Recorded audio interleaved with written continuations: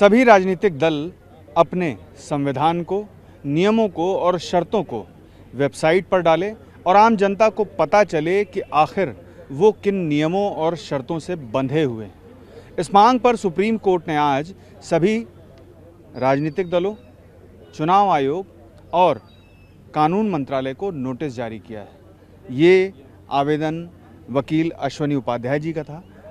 अश्वनी जी, जो मांग है आपकी इस आवेदन में, वो किस याचिका के साथ संलग्न की गई है? देखिए, हमने एक पीआईएल फाइल किया माननीय सुप्रीम कोर्ट में कि पॉलिटिकल पार्टियों के लिए कोई कानून नहीं है। तो जब तक पार्लियामेंट में पॉलिटिकल पार्टियों को रेगुलेट करने के लिए कोई कानून नहीं बन रहा है, तब तक माननीय सुप्रीम कोर्ट कुछ गाइडलाइन बनाए। पूरा का पूरा जो देश है, पूरा जो गवर्नेंस सिस्टम है, उसको पॉलिटिकल पार्टियां चलाती हैं। पॉलिटिकल पार्टी डिसाइड करती है कौन राष्ट्रपति बनेगा, कौन उपराष्ट्रपति बनेगा, कौन प्रधानमंत्री बनेगा, कौन उप प्रधानमंत्री बनेगा, कौन मिनिस्टर बनेगा। पॉलिटिकल पार्टियां ही टिकट देती हैं, सांसद विधायक का, विधान परिषद का, सब कुछ पॉलिटिकल पार्टियां तय करती हैं। पॉलिटिकल पार्टी मैनिफेस्टो बनाती है और अगर सरकार बन गई तो पूरी की पूरा सरकार उसी मैनिफेस्टो को लागू करती है। तो अगर आप देखिए तो इनडायरेक्टली पूरा का पूरा शासन, पूरा का पूरा सिस्टम पॉलिटिकल पार्टी चलाती है। लेकिन पॉलिटिकल पार्टियों के लिए खुद का कोई नियम नहीं है। और चुनाव आयोग के जो नियम और शर्तें हैं वो क्या करते हैं? चुनाव आयोग पॉलिटिकल पार्टी रजिस्ट्रेशन कराते समय कुछ एक अंडरटेकिंग दी जाती है। पॉलिटिकल पार्टी एक अपना खुद का कॉन्स्टिट्यूशन बना के अपना देती है चुनाव आयोग को।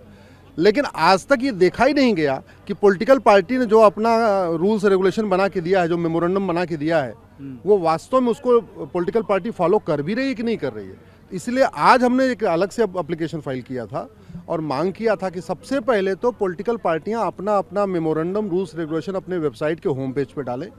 दूसरा, इलेक्शन कमीशन एक ऑडिट करके देखे कि पॉलिटिकल पार्टियां अपना मैनिफेस्टो, अपना रूल्स रेगुलेशन फॉलो खुद कर रही हैं कि नहीं कर रही हैं।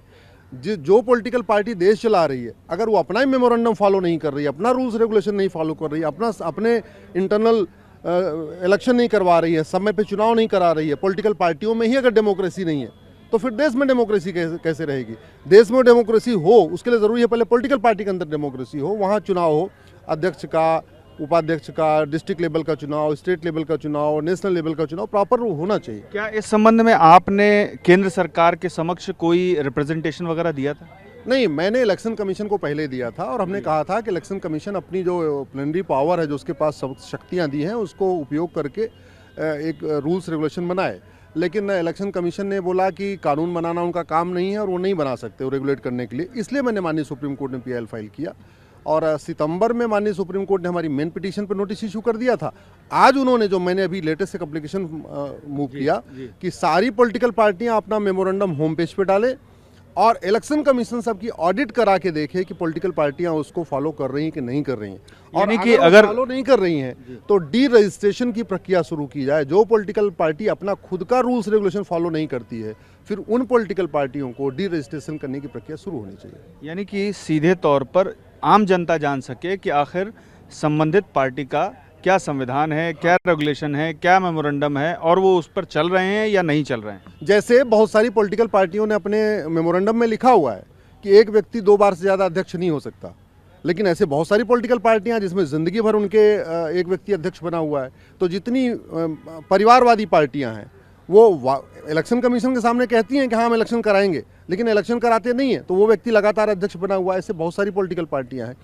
तो भारत में पॉलिटिकल करप्शन कम हो, पॉलिटिकल क्राइम कम हो, क्रिमिनलाइजेशन कम हो और परिवारवाद कम हो, उसके लिए एक कानून बनाना ज़रूरी है। चूंकि कानून नहीं है, इसलिए मैंने माननीय सुप्रीम कोर्ट से मांग किया है कि वो खुद गाइडलाइन बनाए। यानी कि आपने मूल मुद्दे को एक तरह से हिट कर दिया है और सुप्रीम कोर्ट ने आपकी याचिका पर और आवेदन दोनों पर ही नोटिस जारी कर दिया है। अब इस मामले पर अगली सुनवाई कब होगी? अगली सुनवाई उन्होंने 4 सप्ताह के बाद फिर डेट तय किया हुआ है, दिसंबर में फिर होगी। एक अंतिम सवाल करूंगा आपसे कि चुनाव आयोग को आपकी याचिका पर नोटिस जारी हुआ था, सरकार को भी हुआ था, जो पहले याचिका थी अब आवेदन था जिस पर नोटिस हुआ, तो उस पर जो जवाब आना था, क्या उन सभी संबंधित पक्षकारों ने जवाब दाखिल कर दिया है? हमने 3 लोगों को, हमने सेंट्रल गवर्नमेंट को पार्टी बनाया, इलेक्शन कमीशन को पार्टी बनाया और लॉ कमीशन को पार्टी बनाया।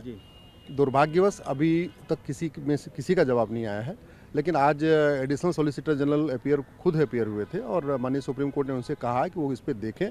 मामला बहुत ही सीरियस है। माननीय सुप्रीम कोर्ट ने कहा है कि ये बहुत इंपॉर्टेंट मैटर है, इसलिए इस पर अगर कानून नहीं बनता है तो सुप्रीम कोर्ट ने इंडिकेट किया है कि वो खुद इसके ऊपर गाइडलाइन बनाएंगे। हमसे बात करने के लिए बहुत बहुत शुक्रिया। तो आपने सुना वकील अश्वनी उपाध्याय जी को, जिनकी याचिका पर और आवेदन पर आज सुप्रीम कोर्ट ने नोटिस जारी कर दिया है और सुप्रीम कोर्ट का कहना है कि ये मामला बहुत ही गंभीर है और ऐसी स्थिति में जबकि सरकार की ओर से और अन्य पक्षकारों की ओर से अब तक मूल याचिका पर जवाब नहीं दाखिल किया गया है और आज आवेदन पर सुप्रीम कोर्ट ने एक बार फिर केंद्र सरकार को, चुनाव आयोग को और विधि आयोग को नोटिस जारी कर जवाब तलब किया है। देखना ये होगा कि अगली सुनवाई में अब इस मसले पर सरकार का और अन्य पक्षकारों का रुख क्या रहता है और उस पर भी सुप्रीम कोर्ट किस दिशा में इस मामले को लेकर आगे जाता है। पीयूष पांडे, TV9 भारतवर्ष, नई दिल्ली।